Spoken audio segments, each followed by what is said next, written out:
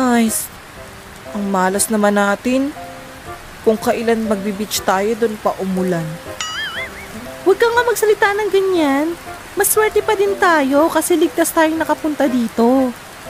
Kita mo nga kung malas tayo, baka nasiraan na talaga tayo ng preno tas lumaglag tayo sa bangin. Sorry po.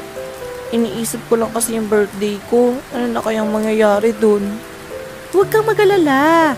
Magiging masaya yon, sure ako. Sana nga po.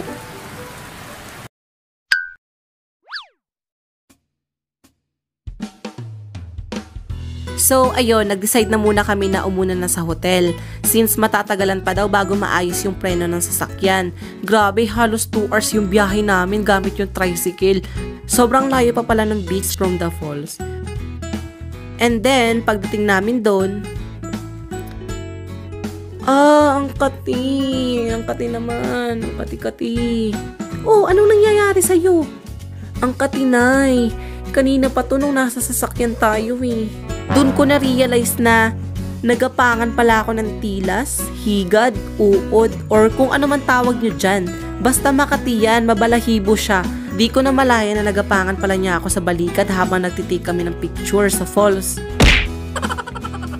After namin kumain at magpahinga, pumunta na din kami sa dagat. Pero guys, ang init.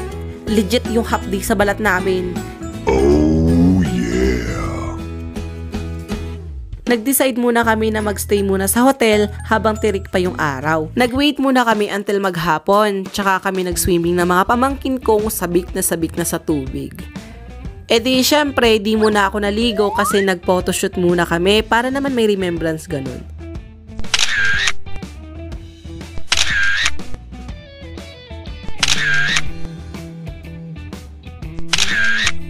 Tito Jed, may nakita si na mama at papa na cave.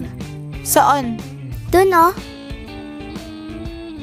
Then may na-discover pa yung ate ko no na area na may cave.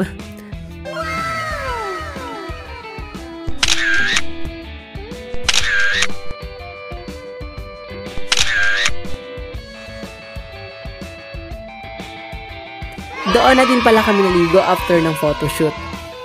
Langoy dito, langoy doon.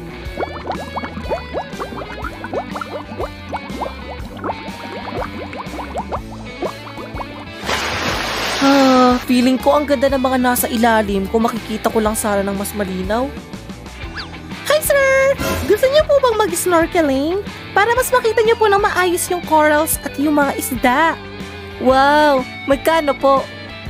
300 pesos po per person. What? Wow! Ang mahal din pala. Tito Jed, may tinda man din goggles dun sa tabi. Tas pwede ka pang huminga kasi may tube. Ay we! Pansin ko lang dito sa beach na to, walang cottage kundi puro tindahan sa tabi. E di ayun, naglakad-lakad din kami doon para maghanap ng drinks. Nay, may tinda pala ditong damit eh. At mas mura pa. Oo nga, tsaka may restaurant na din. Kaso mahal tinda.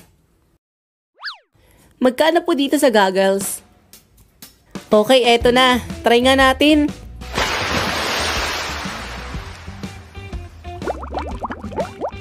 Hala, ang linaw! OMG, may isda! Ayan o, Tito Jed, kami naman, kaninang-kanina ka pa dyan. Tito Jed, ako naman. Kanina ka pa dyan ay. Wait lang, kakagamit ko lang eh. Ako lang ba yung may ganitong mindset na pag nasa ilalim ng tubig, yung feeling na takot ako kahit marunong naman akong lumangoy kasi parang may pating or sea monster na bigla na lang ako hihilahin pa ilalim. Noong gabi, mas pinili ko na lang tumulog kasi ewan ko, napagod yata ako kakaswimming. Pero yung mga kapatid ko, namasyal muna sila sa tabi ng beach. Madami daw kasing show, sayang nga di ako nakasama. Wala eh, tulog is life. Kinabukasan, namili na kami ng mga pasalubong like keychains, wallet, t-shirt, at pang-display. Manang, magkano po dito? 150 yan, Toy! Patawad naman po, baka pwede 50 na lang. Grabe ka na eh, ako na nahiya para sa'yo. Joke! Fixed price na yan! Fixed price na po yan.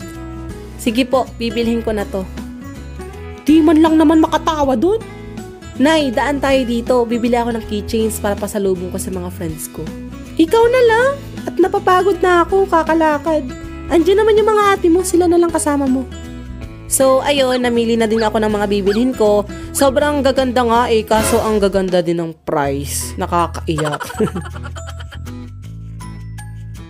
Happy birthday, Tutoy! Binili namin yan kanina. Ay, may paganyan pa kayo. Thank you po. In fairness, maganda siya. Tatay mo pumili niyan. Tulog ka ba? A few inches later. Ate, nasan yung mga binili kong damit? Ewan ko. Anong ewan? Di ba inabot ko sa'yo yun kanina? Di ko alam. Nagpanik na ako noon kasi sayang naman kung mawawala yung pinamili ko.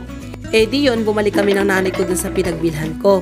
At buti na lang mabait yung may-ari at naibalik naman ng maayos at walang bawas yung item na binili ko. Naku, maraming salamat po. Akala talaga namin hindi na namin ito makikita. Walang anuman po. Kanina ko pa nga po kayo hinahanap para maibalik na yan. Ganun po ba? Maraming salamat po ulit. Walang anuman. Sige na, ingat kayo. Kayo din po.